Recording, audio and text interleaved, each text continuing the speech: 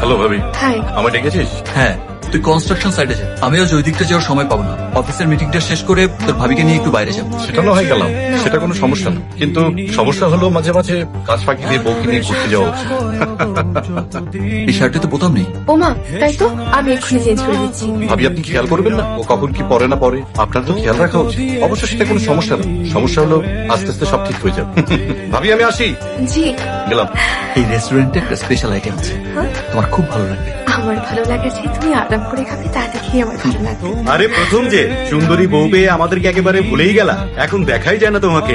একটু ব্যস্ত আছি, সময় করতে পারছি না। এমন সুন্দরী বউ নিয়ে রেস্টুরেন্টে আসতে নেই, রেস্টুরেন্টটাকে বাসায় নিয়ে যেতে হয়, নয়তো অন্য কাস্টমারদের আর খাবারে মনোযোগ থাকে না। তোমরা কি অর্ডার করেছো? অর্ডার না করলে আমাদের টেবিলে এসে জয়েন করো, আমাদের টেবিলটা একটু আলোকিত হোক। টুইটটা না হয় আমিই দিলাম। নো থ্যাঙ্কস, আমি খাবারটা নিজের মতো করেই খেতে ভালোবাসি। ওয়েটার, আমার কিছু অর্ডার আছে, ওগুলো প্যাক করে গাড়িতে উঠিয়ে দাও। Okay sir. Enjoy your time. এসো। কি আশ্চর্য, এত তাড়াতাড়ি ফিরে আসলি যে কোনো সমস্যা? সমস্যা আবার কি হবে? ওনার বন্ধুদের খোঁজা সহ্য হয়, তাই আমরা না খেয়ে চলে এসেছি। তা বেশ ভালোই হয়েছে, এখন আমরা সবাই একসাথে খাবো। রহিম চাচা, টেবিলে খাবার দিন তো। আমার খাবার মুড নেই, তোমরা বরঞ্চ খেয়ে নাও। আরে বন্ধুরা একটু একটু দুষ্টামি করবে, এটাই স্বাভাবিক। তুমি এত জেলাস ফিল করছো কেন? জেলাস নয়, বিষয়টা আমার একদম ভালো লাগে।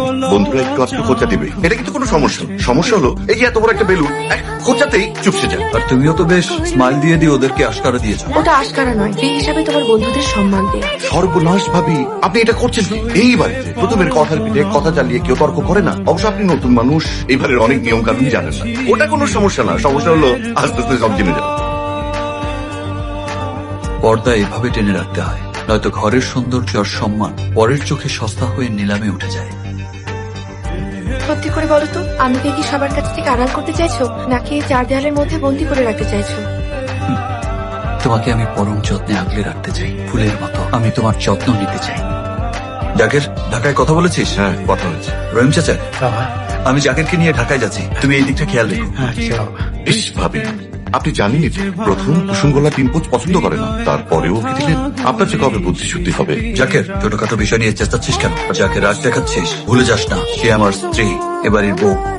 তাকে রেসপেক্ট দিয়ে কথা বল। রেসপেক্ট তো আপনি অবশ্যই করি, কিন্তু সমস্যা হলো আমি তো জাস্ট তোর খাবার সুন্দর জন্য বললাম।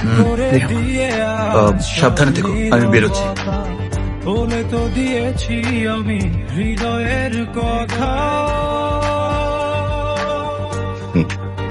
আরে তুমি এই সময়? খুব অবাক হলে মনে হচ্ছে। হব না, তুমি ফ্রেশ হয়ে নাও, আমি যা দিচ্ছি। যা মানে, তুমি খাবার রেডি করো? না মানে আমি তো। আপনি নিশ্চয়ই ভুলে গেছেন ভাবি, সেটা কোনো সমস্যা না, কিন্তু সমস্যা হলো এত ভুলবল বলে চলে ভাবি? আপনার ভুলে যাওয়াটা একদম উচিত হয়নি। আমি ভুলে গেছি। আপনাকে তো আমি কতবার ফোন করে বললাম, কখন যে কোন ধ্যানে থাকেন না ভাবি। তোমার সংসারে আর একটু মনোযোগী হওয়া জরুরি। এসব কি বলছো? বয়স কম, এদের ঘর আর ঘরের মানুষগুলোর প্রতি মনোযোগী হতে সময় লাগবে।